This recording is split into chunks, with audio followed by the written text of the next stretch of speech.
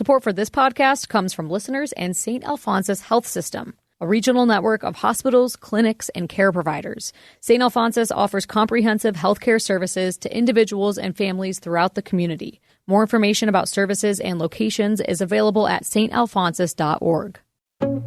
Last school year, the counselor at Maxine Johnson Elementary held a weekly mental health group to help fourth grade girls.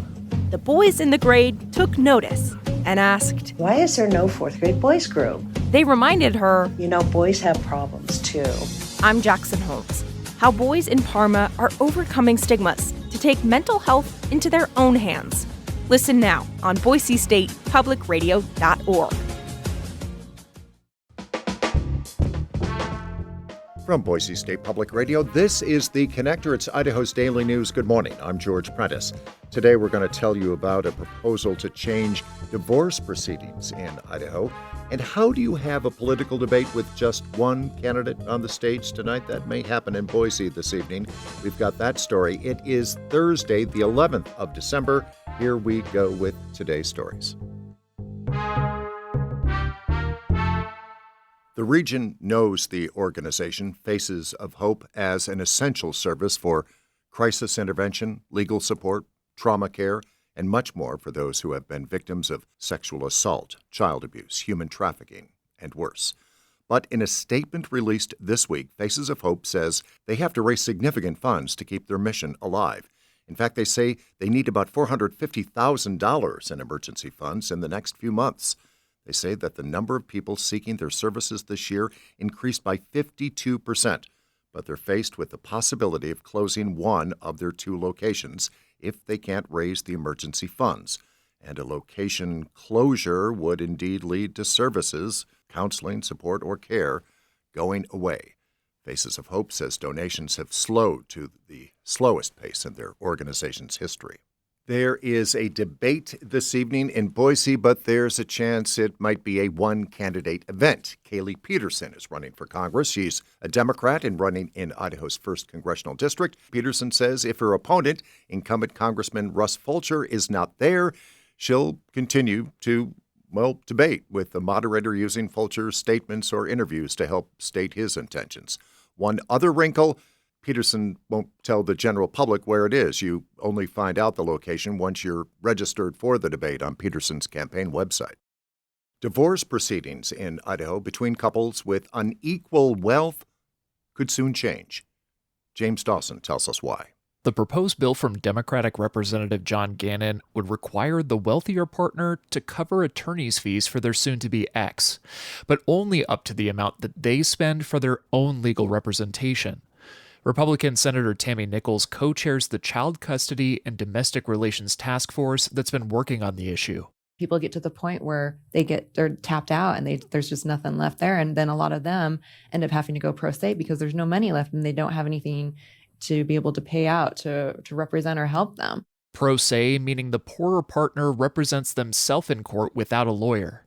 The task force also discussed completely rewriting how courts determine what's in the best interest of children during custody battles, though details weren't immediately available. James Dawson, Boise State Public Radio News. The price of homeowners insurance is going up for many reasons: extreme weather, inflation, rising construction cost. Now, as Rachel Cohen reports, thousands of people in our region are asking to be treated more fairly by insurance companies. More than 8,000 homeowners in the Mountain West are among the 44,000 nationwide to sign a new petition by the nonprofit Consumer Reports. It calls on the CEOs of the biggest insurers to adopt 9 protections in Consumer Reports' Homeowners Insurance Bill of Rights. Alexandra Gross is a senior counsel at the organization. Consumers are often left powerless to large insurance companies when facing increased premiums or when trying to make a claim after the total decimation of their home post-disaster. Gross says insurers could write policies in plainer language and disclose how they're assessing a home's risk. In response, the American Property Casualty Insurance Association says it supports efforts to increase consumer education, but notes insurance companies are already closely regulated by states. For the Mountain West News Bureau, I'm Rachel Cohen. Now to North Idaho, where charges have been filed against the former sheriff of Shoshone County. The charges stem from an October incident where former Sheriff Holly Lindsay allegedly struck a post at a gas station while she was driving. She resigned as sheriff the next day. She's been charged with inattentive driving. Shorter days mean more driving in the dark, and across the Mountain West, it leads to more wildlife collisions. Caleb Radel reports that experts say there are solutions in some areas that could make the roads safer. It's peak season for wildlife collisions, partly because more drivers are on the road at dusk. And that coincides with the exact time that wildlife are most active, especially in the fall, when that also coincides with mating season and wildlife migrations. That's Patrick Lane with the Pew Charitable Trust. He says data shows Montana drivers have the second highest odds in the nation of hitting an animal, especially deer and elk. Wyoming, Colorado, and Idaho aren't far behind. But one approach is helping: wildlife crossings. They've cut collisions dramatically in parts of Colorado and Utah, and now New Mexico and Montana are funding similar projects. Lane says these efforts, plus more careful driving, give both humans and wildlife a better chance of making it home safely. For the Mountain West News Bureau, I'm Caleb Radel. And that is today's episode of The Connector. I'm George Prentice. We'll see you back here on Friday. You can stay in touch with the news anytime on our website, BoiseStatePublicRadio.org. In the meantime, tell your friends and family about The Connector and how they can find it anywhere they find their favorite podcasts. For now, from me to you, thanks for listening.